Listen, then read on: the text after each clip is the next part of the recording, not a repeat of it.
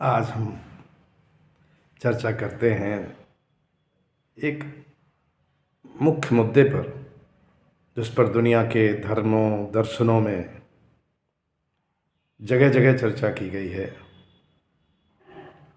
और इस मुद्दे पर अलग अलग विभाजन भी है। और मुद्दा है साकार उपासना या निराकार उपासना, साकार की पूजा या निराकार की पूजा। दोनों मत हैं। दोनों मत में अपने अपने तर्क हैं, अपने अपने पक्ष हैं, और उसके समर्थन में अनेक उदाहरण प्रस्तुत किए जाते हैं। दुनिया के विभिन्न धर्मों दर्शनों में इस पर ऊहापोह की स्थिति रहती है।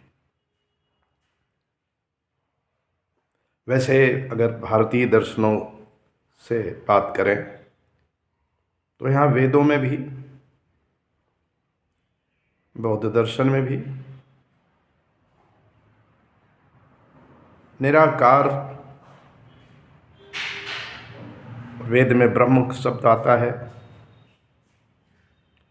उसी की उपासना आराधना करते हैं, उसी का ध्यान करते हैं। लेकिन पुराणों के बाद एक ऐसी स्थिति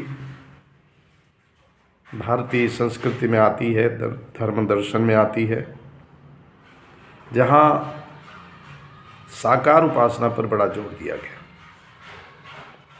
मूर्ति पूजा आरंभ हुई, जबकि वेदों में कोई मूर्ति पूजा का उल्लेख नहीं है, बल्कि स्थल स्थल पर वेदों में उसका निषेध है।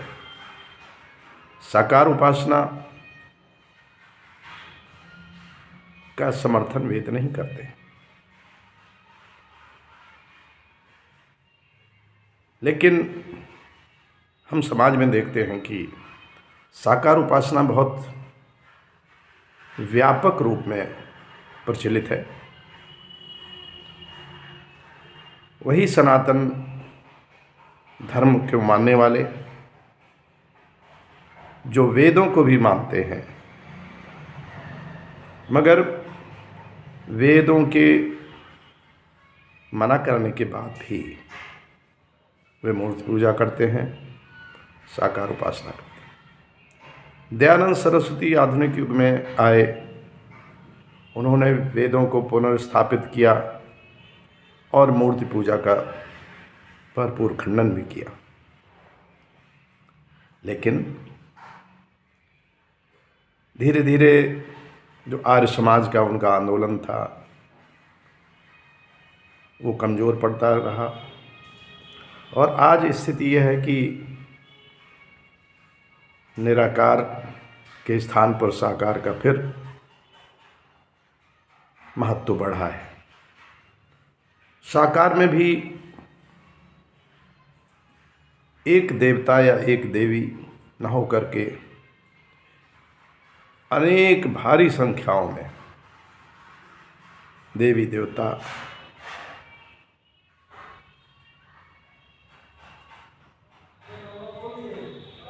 समय समय पर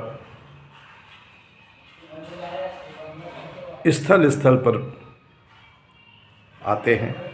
कुछ पुराने देवता देवी देवता हैं जो स्थायी रूप से आज भी पूजे जाते हैं। कुछ नए उद्भूत होते हैं। एक साकार उपासना के पक्ष में तर्क दिया गया, निराकार मन चक्र थावे, कि ध्यान नहीं लग पाता है निराकार में और मन चक्राता है। निराकार मन चक्र धावे। जबकि बौद्धिक आश्रम में मैं हमेशा कहता हूँ कि हम जब सबसे प्राचीनतम आदि ग्रंथ वेद की बात करते हैं, उपनिषद की बात करते हैं, जिससे विश्व में भारत की पहचान भी है, तब उस निराकार को छोड़ करके हम साकार उपासना में क्यों जाते हैं? इसलिए कि ये कह देते हैं कि हाँ निराकार मन चक्र धावे। जबकि अगर मैं कहूँ कि साकार मन चक्र धावे, क्योंकि साकार उपासना में अनेक देवी देवता हैं, अनेक पूजा पद्धतियां हैं, अनेक रीति रिवाज हैं, तो मन हमेशा भटकता रहता है, भटकाव की स्थिति होती है।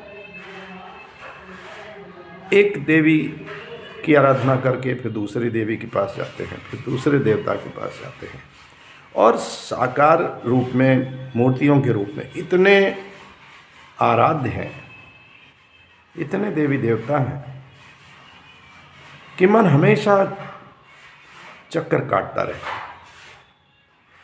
दरबार दरबार में जाता है, आराधना करता है, पूजा करता है, और फिर कुछ समय बाद दूसरी जगह पहुंचता है। तो साकार मन चक्र धावे हो रहा है कि निराकार मन चक्र धावे?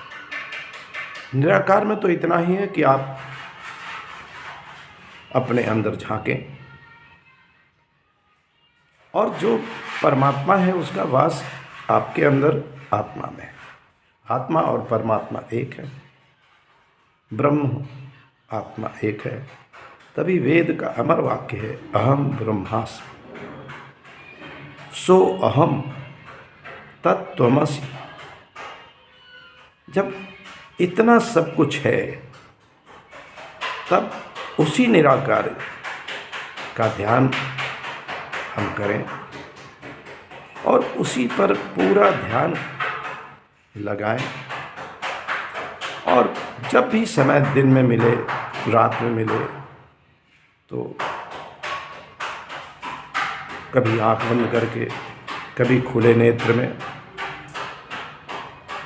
उसी के पास ध्यान लगाते हुए पहुंच जाए, और वो सर्वशक्तिमान आपके अंदर विद्यमान है। ये भाव आते ही आपके अंदर अहम ब्रह्मास्मि की स्थिति पैदा होती है, तत्त्वम असि की स्थिति पैदा होती है, सो अहम की स्थिति पैदा होती है। आइए हम फिर से नए बल से, नई ऊर्जा से उस निराकार की ओर लौटे, जो आधुनिक विज्ञान भी ऊर्जा कहती है, एनर्जी कहती है, और वो भी निराकार है। विश्व में, ब्रह्मांड में ऊर्जा ही तो व्याप्त है, वही ब्रह्म तत्व है, वो निराकार है। ऊर्जा साकार कभी नहीं होती, कोई भी एनर्जी का रूप हो वो साकार नहीं होता है, हमेशा निराकार रहता है।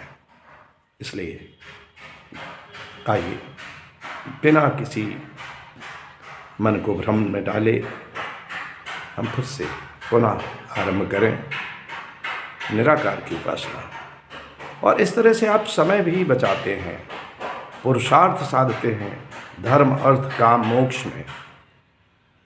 हम बाकी जो हमारे धर्म के इतर हैं, काम अर्थ, उसको भी साधते हैं।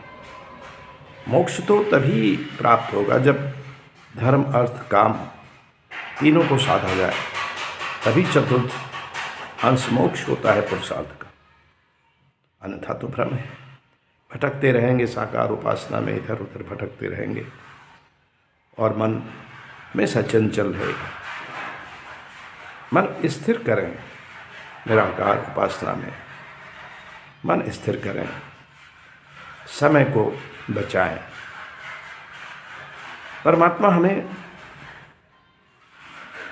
जन्म देता है और समय हमारे साथ रहता है। उस समय को अगर हम नष्ट करते रहे,